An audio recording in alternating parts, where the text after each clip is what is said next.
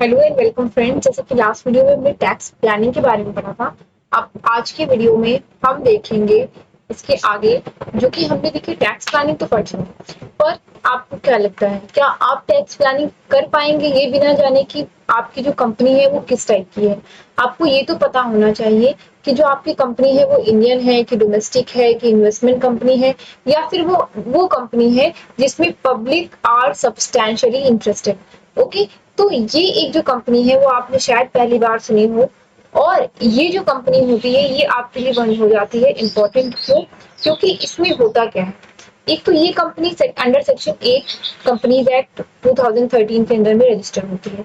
दूसरी चीज आपको ये ध्यान रखनी होगी कि ये वो कंपनी होती है जिसमें जो कि आपका गवर्नमेंट या आरबीआई का शेयर 40% से कम का नहीं होना चाहिए। यानी कि सपोज आरबीआई का शेयर 41% है, तो आपका ये हो जाएगा कौन सी, वो कंपनी जिसमें पब्लिक सब्सटैंशियली इंटरेस्टेड है, public are substantially interested. Okay, अब इसमें और भी क्या, और भी कोई कैटेगरी आ सकती है क्या? हाँ जी, आ सकती है। जैसे कि आपकी म्यूचुअल बेनिफिट फाइनेंस कंपनी हो गई, आपकी वो कंपनी जो कि कोऑपरेटिव सोसाइटी का पार्टिसिपेशन हो जिसमें 50% से भी ज्यादा, ऐसी कोई कंपनी जिसमें आपके जो शेयर्स हो वो आपकी इक्विटी होल्ड करते हो गवर्नमेंट ऑफ इंडिया। ओके, 50% से भी ज्यादा इक्विटी होल्ड करती हो गवर्नमेंट ऑफ इंडिया, तो वो आपकी हो जाएगी। या फिर ऐसी कोई भी कंपनी जो कि सीबीडीटी कह दे भैया ये company substantially public are substantially interested in this company, तो वो आपकी कौन सी कंपनी बन जाएगी? ऐसी कंपनी जिसमें पब्लिक सब्सटैंशियली इंटरेस्टेड है। तो ये कुछ कैटेगरीज है आपको ध्यान में रखनी होगी। और आपकी अगर इस कैटेगरी की बात करें, जो आपकी 6th कैटेगरी है, ये वाली जो कैटेगरी है, इस कैटेगरी ये कैटेगरी तो आपको सब में मिलेगी। So this you need to remember always. आप ये 6 कैटेगरीज को याद कर लीजिए। पहली कैटेगरी तो आपको ये ध्यान रखनी है कि वो कंपनी जिसमें 40% से कम आपका शेयर ना हो, गवर्नमेंट या आरबीआई का सेक्शन 8 के अंदर आपकी ये रजिस्टर हो, अंडर सेक्शन 8 रजिस्टर हो, इसमें म्यूचुअल बेनिफिट फाइनेंस कंपनी हो, कंपनी में कोऑपरेटिव सोसाइटी का 50% से भी ज्यादा इक्विटी हो, गवर्नमेंट ऑफ इंडिया की 50% से ज्यादा इक्विटी हो, और वो स्टॉक एक्सचेंज में रजिस्टर्ड हो, और वो अगर सीबीडीटी कह दे कि भाई ये आपकी कंपनी पब्लिक सब्सटैंशियली इंटरेस्टेड है इसमें, तो वो हो जाएगी। ओके, तो आप ये देख सकते हो कि ये प्राइवेट इंडिया, अब इतना सब कुछ है तो आप ये तो कह ही सकते हो कि प्राइवेट इंडिविजुअल्स के इसमें नहीं होंगे। दूसरी चीज, आपकी इसमें मेजॉरिटी शेयर होल्डर पब्लिक की है, इसीलिए हम ये कह सकते हैं कि ये सब्सटैंशियल ऐसी कंपनी होगी जिनमें पब्लिक सब्सटैंशियल इंटरेस्टेड होती है। ओके, अब इंडियन कंपनी कौन सी होती है? इंडियन कंपनी को under section 226 two companies act 2013 में डिफाइन किया गया है। कंपनी ऐसी कोई भी कंपनी जो कि आपकी किसी भी law, under any law form की गई हो, चाहे वो आज इन्फोर्स किया गया हो या फिर इससे पहले, पर अगर वो लॉ इंडिया का है तो वो कंपनी आपकी मानी जाएगी। कहां पर? इंडियन कंपनी मानी जाएगी। दूसरी चीज, कोई ऐसा कॉर्पोरेशन जो कि किसी स्टेट, सेंटर, प्रोविंशियल एक्ट के अंडर में फॉर्म किया गया हो, वो भी आपका माना जाएगी Indian company. Jammu and Kashmir की केस में भी मान लीजिए वहां का कोई भी ऐसा लॉ है, कोई भी लॉ के अंडर रजिस्टर की गई, तो वो भी इंडियन कंपनी मानी जाएगी।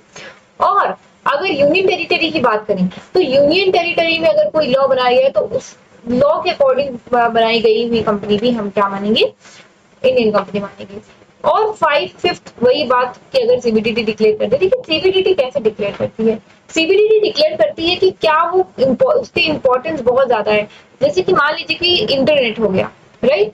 मान लीजिए कि इंटरनेट में आपका इतना ज्यादा शेयर ना हो, इंटरनेट जियो जैसी कंपनीज में, जियो की ये टेलीकम्युनिकेशन कंपनीज में ज्यादा इनका शेयर ना हो, कोऑपरेटिव सोसाइटीज का या गवर्नमेंट का, लेकिन चूंकि ये कॉमन मैन पर बहुत ज्यादा प्रभाव डालती है, इसलिए सीबीडीटी कह देगी भैया ये हमारी एक कंपनी है जिसमें पब्लिक सब्सटेंशियली इंटरेस्टेड है, तो ऐसे केस में हम उसे मानेंगे। तो ये सारी चीजें आप याद रखिए, वो सीबीडीटी डिक्लेयर करेगी उसके हिसाब से कि कौन सी इंडियन कंपनी है कौन सी नहीं है, वो अपने कॉग्निशन के हिसाब से अपना डिसीजन लेते हैं। अब आगे बात करते हैं डोमेस्टिक कंपनी की। तो डोमेस्टिक कंपनी अंडर आया सेक्शन 228।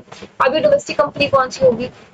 कोई ऐसी कंपनी जिसमें इनकम देना या फिर टैक्स देना या फिर कोई ऐसी अरेंजमेंट जो कि हमारे यहाँ के रूल रेगुलेशन के अकॉर्डिंग हो या हमारे यहाँ की जानी हो किन्हीं कारणवश, तो वो हमारी हो जाएगी कौन सी, डोमेस्टिक कंपनी। देखिए लिखा क्या है, इसकी लैंग्वेज थोड़ी सी कॉम्प्लेक्स, फिर भी मैं पढ़ लेती हूँ। Under section 2 clause 22A it means an Indian company or any other company, see Indian company and any other company, कोई और कंपनी भी आ सकती है। In respect of its income, income के बारे में, टैक्स अगर लाइबिलिटी है उसके बारे में, किसी इनकम टैक्स एक्ट के बारे में कुछ ऐसा प्रिस्क्रिप्शन दिया हुआ हो पेमेंट या के डिक्लेरेशन का इंडिया के अंदर में, with in India, okay this is very important term, with in India, तो ये विद इन इंडिया होनी चाहिए। तो ये कौन सी हो जाएगी, आपकी डोमेस्टिक कंपनी हो जाएगी। और यहाँ पर आपको क्या करना पड़ेगा, आपको यहाँ पे डिविडेंड देना पड़ेगा, यहाँ पे टैक्स देना पड़ेगा, यहाँ पर सारे। अभी बात कर लेते हैं इन्वेस्टमेंट कंपनी की। आप देखिए इन्वेस्टमेंट कंपनी कौन सी है। देखिए इन्वेस्टमेंट कंपनी वो कंपनी है जिसकी जो ग्रॉस टोटल इनकम है, वो ज्यादातर इनकम आपकी कुछ हेड से आ रही हो। वो हेड है हाउस प्रॉपर्टी, कैपिटल गेन और आपका इनकम फ्रॉम अदर सोर्सेस से। अगर इन सारी जगहों से आ रही होगी तो वो आपकी हो जाएगी इन्वेस्टमेंट कंपनी। होप आपको ये बात अच्छे समझ में आ गई होगी। अब बात कर लेते हैं ज्वाइंट स्टॉक कंपनी की। देखिए जो ज्वाइंट स्टॉक कंपनी होती है वो भी आपकी joint stock company, residential status उसका अलग होगा। वो आपकी इंडियन कंपनी हो सकती है, वो डोमेस्टिक कंपनी हो सकती है, वो आपकी कौन सी कंपनी हो सकती है, इन्वेस्टमेंट कंपनी हो सकती है। वो जो पीछे कैटेगरी पड़ी है उनमें से किसी भी कैटेगरी में ये आपकी joint stock company can fall, right. तो अगर ये ज्वाइंट स्टॉक कंपनी आपकी किसी में भी फॉल कर सकती है तो इसकी असेसमेंट करेंगे कैसे, क्योंकि ये काफी आपकी इंपॉर्टेंट कंपनी हो जाती है। तो चलिए बात कर लेते हैं इसके बारे में। देखिए अगर आपको ज्वाइंट स्टॉक कंपनी का असेसमेंट करना है तो सबसे पहले तो आप फर्स्ट स्टेप लीजिए वही जो आप एक इंडिविजुअल के लिए लेते हैं, which is what, residential status जाने की। तो आप सबसे पहले तो उसका रेजिडेंशियल स्टेटस जान लीजिए। रेजिडेंशियल स्टेटस कौन सा होगा, आपका रेजिडेंट हो सकती है और नॉन रेजिडेंट हो सकती है, राइट। और देखिए रेजिडेंट में आपका ये ऑर्डिनरी और नॉन ऑर्डिनरी रेजिडेंट वाला काम नहीं होता है यहाँ पर। इसमें या तो सिर्फ रेजिडेंट होती है या तो सिर्फ नॉन रेजिडेंट होती है। होती कैसे है, मान लीजिए कि कोई भी ऐसी कंपनी जो कि इंडियन कंपनी हो, ओके इंडियन कंपनी हमने आपको बताई थी इंडियन कंपनी कौन सी होती है। अगर कोई इंडियन कंपनी है और वो इंडियन कंपनी आपका उसका मैनेजमेंट आपका इंडिया में हो या आउटसाइड इंडिया हो या फिर दोनों इंडिया और आउटसाइड इंडिया दोनों पार्शियली हो, तो भी वो हर केस में कंपनी रेजिडेंट कंपनी होगी। अगर वो इंडियन कंपनी है तो वो हर केस में रेजिडेंट होगी। Company other than Indian company, मान लीजिए कि कोई कंपनी है वो इंडियन कंपनी नहीं है तो सिर्फ एक केस में, सिर्फ और सिर्फ एक केस में उसका वो रेजिडेंट होगी और दो जो आपके केस बन रहे हैं वो आपके बाहर होगी। जब उसका पूरा का पूरा एडमिनिस्ट्रेशन, पूरा का पूरा मैनेजमेंट इंडिया से रेगुलेट किया जा रहा हो तो फिर वो आपका हो जाएगा कहाँ पर, वो हो जाएगी रेजिडेंट, सॉरी हाँ वो हो जाएगी रेजिडेंट।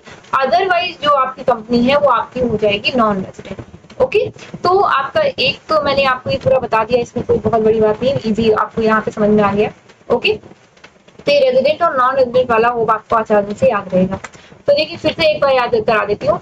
अगर इंडियन कंपनी है तो हर केस में चाहे कि उसका जो मैनेजमेंट है यहाँ पे संभाला जाए या कहीं और पे संभाला जाए, वो पूरा का पूरा जो मैनेजमेंट संभाला जाएगा वो आपका कैसा होगा, वो आपके रेजिडेंट ही रहेगी अगर वो इंडियन कंपनी है तो, ओके।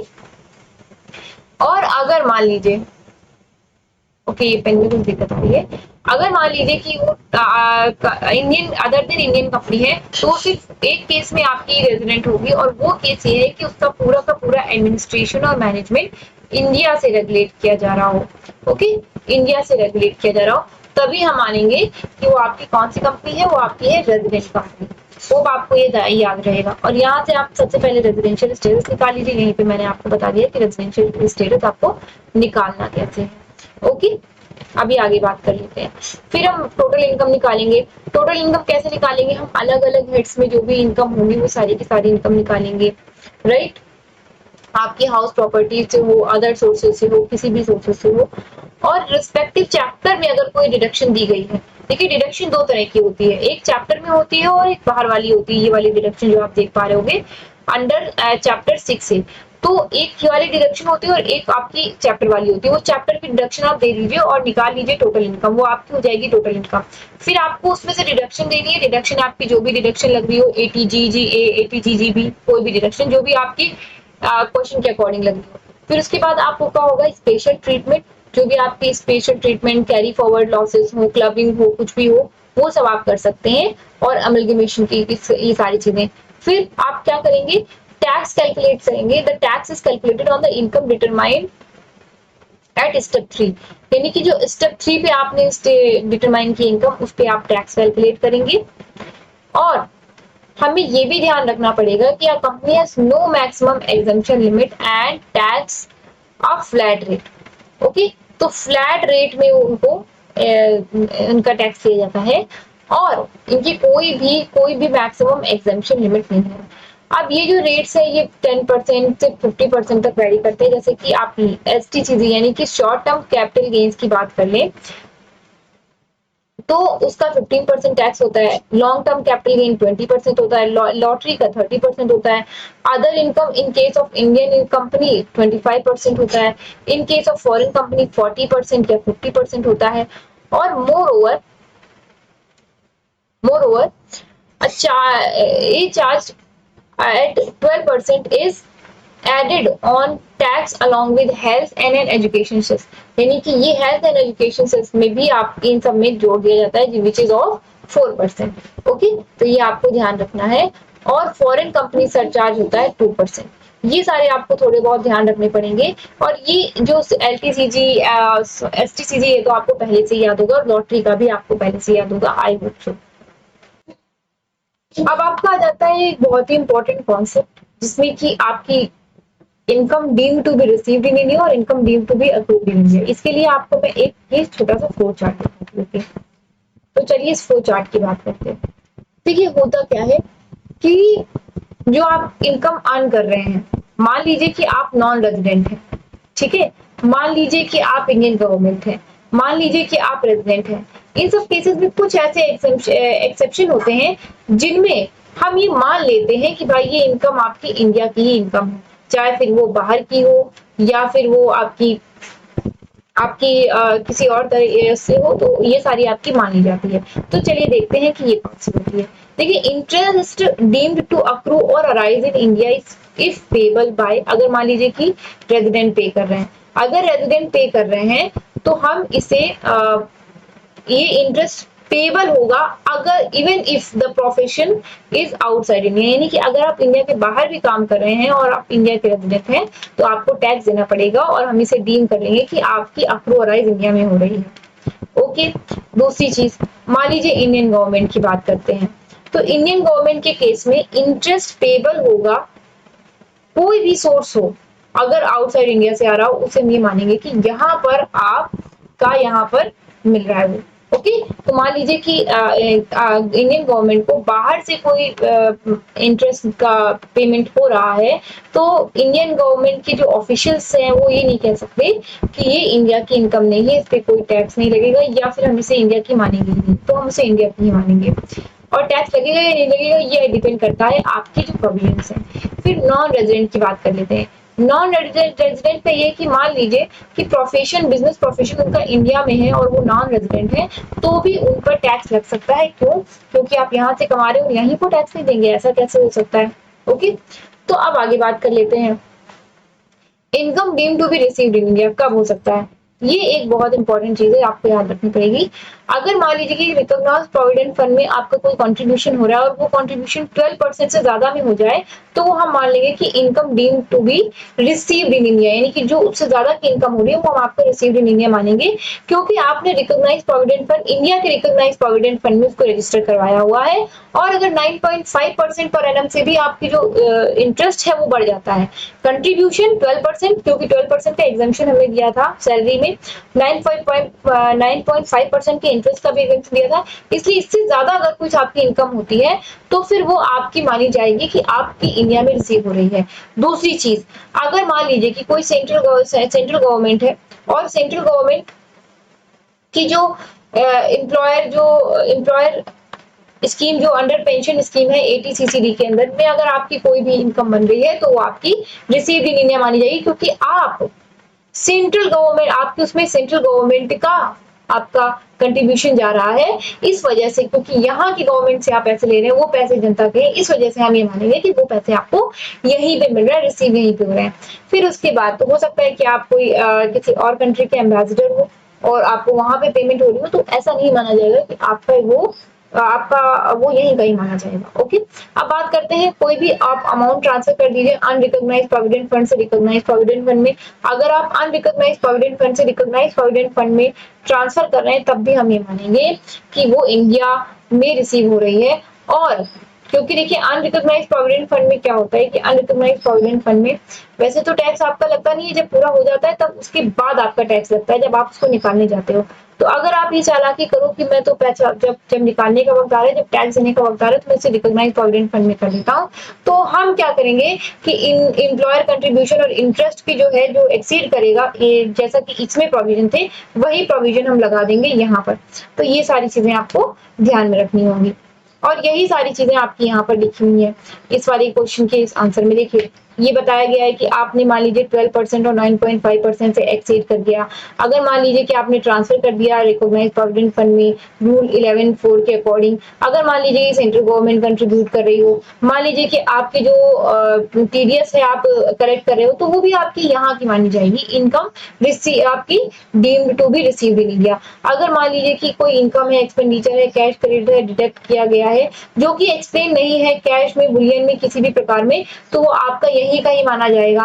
फिर उसके बाद मान लीजिए कि अगर हम बात करें अक्रू और अराइज के बारे में, तो अक्रू और अराइज के बारे में हम ये कह सकते हैं कि कोई भी बिजनेस है, कोई भी आप इनकम जनरेट कर रहे हो जो कि इंडिया में है, तो फिर वो आपका मान लिया जाएगा कि वो यहीं का बिजनेस है। मान लीजिए यहाँ पर ब्रांच ऑफिस है। ओके, अगर जल्दी लगे तो आप कमेंट बॉक्स में बताइएगा, ये सारी चीजें होती है। ओके, सो कोई भी प्रॉफिट है नॉन रेजिडेंट को दिया जा रहा है और ऑपरेशन कैरी किए जा रहे हैं इंडिया में उसके लिए, तो फिर ऐसे केस में वो भी हमारी यहाँ की ही मानी जाएगी, अर्न मानी जाएगी। ओके, सो होप आपको ये बात अच्छे से समझ में आ गया होगा।